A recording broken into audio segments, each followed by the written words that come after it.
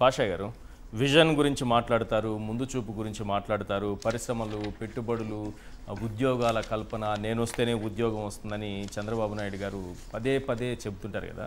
మరి అటువంటి వ్యక్తి సదస్సు పెడుతున్నారు ఇక్కడ అంటే పెట్టుబడులు వరద రాదా? అందరికీ నమస్కారం అండి. చంద్రబాబు నాయుడు గారి గురించి ముందు మనం మాట్లాడాలంటే ఇతరుల కృషిని తమ ఖాతాలో వేసుకోవడంలో చంద్రబాబు నాయుడు గారు దిట్ట. ఈరోజు ఆయన అలవాటు చంద్రబాబు నాయుడు గారికి వెన్నెతో పెట్టిన విద్య ఏదైతే ఉందో ఇతరుల కృషిని తమ ఖాతాలో వేసుకోవడం, అదే ఈరోజు నారా లోకేష్ గారికి కూడా అబ్బినట్టుగా మనకు క్లారిటీగా కనిపిస్తుంది. ఎందుకంటే నారా లోకేష్ గారు చేస్తున్నటువంటి ప్రయత్నం, ఏం ప్రయత్నం చేస్తున్నారు చంద్రబాబు నాయుడు గారు, నారా లోకేష్ గారు అంటే ఈరోజు రాష్ట్రంలో బ్యాలెన్స్ చేసేటటువంటి ఒక డ్రామా నడుస్తున్నది. సరే, ఇన్వెస్ట్మెంట్లు ఎన్ని వస్తున్నాయి ఇందాక మీరు చెప్పారు, మీరు అన్న మాటకే సమాధానం చెప్తున్నాను. బ్యాలెన్స్ ఏంటి అంటే రాష్ట్రంలో ప్రతి ఒక్కరికి తెలుసు గత 17 నెలల నుంచి చంద్రబాబు నాయుడు గారి ప్రభుత్వం ప్రజల కోసం ఏం చేసింది అన్న సంగతి అందరికీ తెలుసు. ఒక వ్యతిరేకత బహుశా భారతదేశంలో ఏ రోజు రానటువంటి, ఏ పార్టీకి రానటువంటి వ్యతిరేకత 17 నెలల్లో చంద్రబాబు నాయుడు గారి కూటమి పార్టీకి వచ్చింది. ఆ వ్యతిరేకతని బ్యాలెన్స్ చేయాలి అంటే అందుకే ఈరోజు డెవలప్మెంట్ అని చెప్పేసి ఒక కార్యక్రమము, ఒక చెప్పడానికి కష్టంగా ఉంది, నాటకం అనేది ఈరోజు నడుస్తున్నది. ఇది మనందరం ఈరోజు చూస్తున్నాం. సరే, ట్విట్టర్లో ఒక ట్వీట్ చేసింది తెలుగుదేశం పార్టీ, చాలా మంచి ట్వీట్ చేసింది. ఏపీలో పెట్టుబడి ఎందుకు పెట్టాలి, మీరు అడిగిన ప్రశ్నకి సమాధానం ఇది. ఎందుకు పెట్టాలి అంటే 3 అంశాలు ఉన్నాయి, అందువల్లనే మీరు ఏపీలో పెట్టుబడి పెట్టాలి అని చెప్పేసి రాశారు. ఏంటా 3 అంశాలు? ప్రపంచమంతా దాన్నే ప్రమోట్ చేస్తారు. ప్రమోట్ చేసి 3 అంశాలు ఏంటంట? లీడర్షిప్ మొదటి అంశము, స్పీడ్ రెండో అంశము, డబుల్ ఇంజన్ మూడో అంశం అంట. ఈ 3 అంశాలు ఉన్నాయి కాబట్టి రండి పెట్టుబడి పెట్టండి అంటే తప్పకుండా నేను ఒక తెలుగువాడిగా నా రాష్ట్రంలో పెట్టుబడి పెడుతున్నారంటే నాకు గర్వంగా ఉంటుంది. కానీ చంద్రబాబు నాయుడు గారికి ఈరోజు ఈ 3 విషయాల మీద నేను ఒక ప్రశ్న అడగాలనుకుంటున్నాను. మీరు చెప్పినటువంటి మొదటి విషయము లీడర్షిప్. నిజంగా మీ దగ్గర లీడర్షిప్ క్వాలిటీస్ ఒకవేళ ఉంటే మెడికల్ కాలేజీని ప్రైవేటీకరణ చేస్తారా మీరు? దయచేసి సమాధానం చెప్పాలి. లీడర్ అనేటువంటి ఏం చేస్తాడు? ప్రభుత్వ కాలేజీలని ప్రభుత్వం నడిపిస్తుంది, పేద విద్యార్థుల కోసం మేము కృషి చేస్తామనే వ్యక్తే లీడర్. జగన్మోహన్ రెడ్డి అనేటటువంటి వ్యక్తి ఒక లీడర్.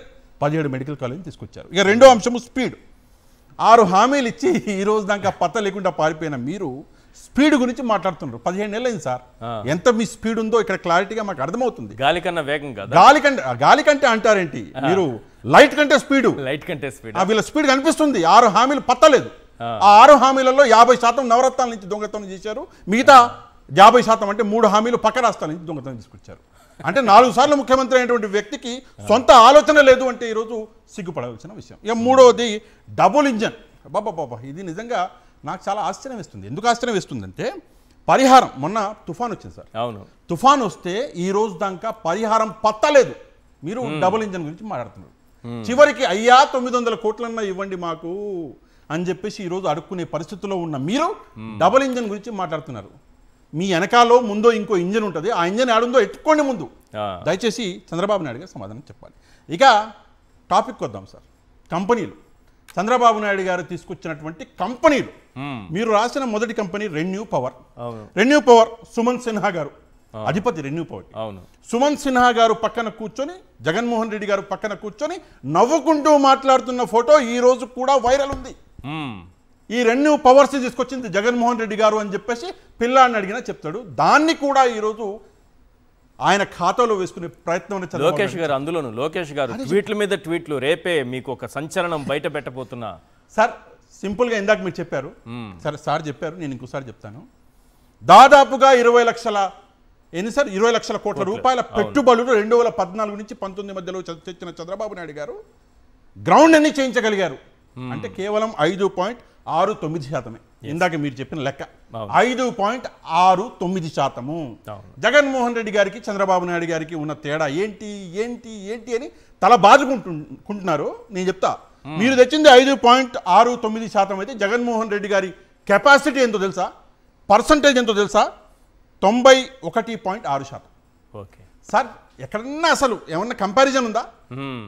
5.69 ఎక్కడ, 91.6% ఎక్కడ? కంపారిజన్ ఏమైనా చేయగలరా?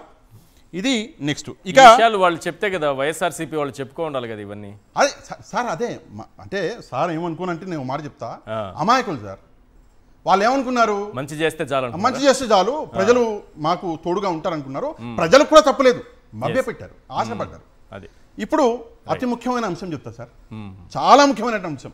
ఒక ట్వీట్ చేశారు, 20 లక్షల ఉద్యోగాలు రాబోతున్నాయి. 20 లక్షలు విన్నట్టు లేదు, అవును ఉందా? ఉంది మొదటి హామీ 20 లక్షల ఉద్యోగాలు ఇస్తాం. రేపు పొద్దున ఏమంటారు తెలుసా? 20 లక్షల ఉద్యోగాలు ఇచ్చేసినామంటారు. అయిపోయినట్టేనా? కథం, ఈ రోజుతో కథమా? ట్వీట్ ఉంది, 20 లక్షల ఉద్యోగాలు అయిపోయినాయి. 10 లక్షల కోట్ల ఏదో పెట్టుబడులు తెచ్చాము, 20 లక్షల ఉద్యోగాలను ట్వీట్ చేశారు వాళ్ళే.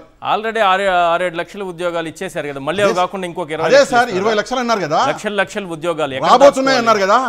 అవును, మేము మొదటి హామీ అమలు చేసేసాము. ఓకే, ఇప్పుడు 3,000 రూపాయలు నిరుద్యోగ వృత్తి ఇవ్వక్కర్లేదు అని చెప్పేసి చేతులు ఇట్లా ఇట్లా దులిపేసుకుంటారు.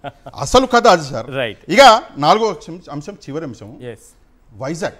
చాలా మంచి మాట. అంటే ఎవడు రాస్తున్నాడో స్క్రిప్టులు తెలియదు కానీ నెక్స్ట్ లెవెల్లో రాస్తున్నా, అంటే డబ్బులు ఇచ్చి పెట్టుకున్నట్టున్నారు. వైజాగ్ ఏమని? Vision, innovation, zeal, aspiration, growth. వైజాగ్కి ఫుల్ ఫామ్ ఇచ్చారు. ఓకే, వాట్ అబౌట్ అమరావతి అండి? సింపుల్, నాకు అడవు తెలియక ఇప్పుడు చెప్పిందే కదా, హైదరాబాదు ఎవడు ఉన్నా ఎవడు లేకపోయినా ముందుకెళ్ళే అది సిటీనే. అవును, బిర్యానీ నేనే కనిపెట్టినా, చార్మినార్ నేనే ఇచ్చిన, గోల్కొండ కట్టేటప్పుడు ఇటుకలు నేనే మూసిన. ఉదాహరణకు చెప్తున్నా, చంద్రబాబు లేకుండా ఉంటే బిర్యానీ తినేవాళ్ళం మీరు? సార్ చంద్రబాబు నాయుడు గారు లేకపోతే మీ ఫ్యామిలీ చంద్రబాబు నాయుడు గారు ఆయన రైస్, ఇంకొకటి రైస్ అన్నది సార్ ప్యాడీ తీసుకొచ్చిన చంద్రబాబు నాయుడు గారు. అసలు బిర్యానీ అంటున్నారు సార్, చంద్రబాబు నాయుడు గారు లేకపోతే నేను రైస్ తినేవాడిని కాదు. అది ఆయన పెట్టిన భిక్ష. ఈ రోజు నేను రైస్ తింటున్నా, రైస్ లో బిర్యానీ వేసుకుని తింటున్నా. అది చాలా మంచి విషయం సార్. వైజాగ్ అన్నది ఆల్రెడీ డెవలప్ చేసింది కూడా నేనే అని చెప్పారు, మర్చిపోయాను. అదే మీరు మర్చిపోతున్నారు సార్. సెల్ ఫోను, మైక్రోసాఫ్ట్, అదేదో గూగుల్, రోడ్లు ఆ రోజు వాజ్పేయి గారు చెప్పిన. అంటే సరే చంద్రబాబు నాయుడు గారి గురించి నేనేం కమెంట్ చేయను. వయసు రీత్యా ఇవన్నీ నేను రేపు పొద్దున్న 70 ఏళ్ళ దాకా నేను ఉంటాను లేదు తెలియదు సార్. 75 ఏళ్ళు నాకు వస్తే మాత్రం నేను నా పేరే మర్చిపోతాను. సరే ఈ విషయాలలో కమెంట్ చేయకూడదు. ఆయన పెద్ద వ్యక్తి, నాకు తండ్రితో సమానం, ఆ వయసులో ఉన్నటువంటి వ్యక్తి కాబట్టి కమెంట్ చేయను. కానీ సింపుల్గా చెప్తున్నా, మీరున్నా మీరు లేకపోయినా, మీరు చేయబెట్టినా మీరు పెట్టకపోయినా, మీరు కాలు పెట్టినా మీరు పెట్టకపోయినా, Vizag is already developed city. మీరు అక్కడ భూములు అమ్ముకొని, ఈ రోజు అమ్ముకొని అంటే తప్పుగా అనుకుని 99 పైసలకు అమ్ముకొని మీరు ఈ రోజు అటు ఒకవైపు డబ్బు కూడా పెట్టుకుంటా, మళ్ళొకటి అమరావతిలో భూములు కొని సార్ కొనడం కూడా ఎట్లా, వాళ్ళ మనుషులు ముందుగా కొనేస్తారు, వాళ్ళ దగ్గర నుంచి ప్రభుత్వం డబల్ రేటు కొంటది. అదొక సపరేట్ డీల్ నడుస్తుంది. నిజంగా ఈ ఎన్టీపీసీ ఈ కంపెనీలన్నీ అసలు యాక్చువల్గా ఎక్కడ పెట్టాలి సార్? అమరావతిలో పెట్టాలి కదా. మీరు అమరావతిని డెవలప్ చేయాలనుకుంటున్నారు, అమరావతిలో పెట్టాలి కదా. మీరు వైజాగ్ ని ఇంత బాగా ఎలాబరేట్ ఈ రోజు చేస్తున్నారు. ఇదే పని జగన్మోహన్ రెడ్డి గారు చేస్తే ఏమన్నారు? అక్కడ రాజధాని కడుతుంటే ఆ ఈర్షాన. ఈ రోజు అమరావతి ప్రజలు అన్నారా ఈ మాట? ఏం సార్ మా దగ్గర భూములు కొన్నారు, ఏం సార్ మేమందరం వెయిట్ చేస్తున్నాము, మీరేమో పోయి వైజాగ్ లో కంపెనీలు పెడుతున్నారు, మరి మా అమరావతి డెవలప్ అయ్యేది ఎప్పుడు అని చెప్పేసి అమరావతి రైతులు ప్రశ్నించరా? అవును, దయచేసి ఈ రోజు అమరావతి రైతులు ఫ్లాట్స్ మాకేమోనని అప్పుడు జగన్మోహన్ రెడ్డి గారు ఉంటే గట్టిగా అడుగుతారు కానీ చంద్రబాబు నాయుడు అడగరు. సరే మీరు కంపెనీలు అడగలేదు, ఇప్పుడు అడగలేదు, కంపెనీలు అడుగుతారు, కోర్టులకు వెళ్తారు. కంపెనీలు పెట్టలేదు, యోగా డే అన్న ఇప్పుడు అడగరు, యోగా దినోత్సవం అన్న కనీసం అదన్నా అమరావతిలో చేస్తుంటే ప్రధాని గారు అమరావతికి వచ్చేవారు. అమరావతి పేరు అనేది నేషనల్ మీడియాలో వచ్చేది.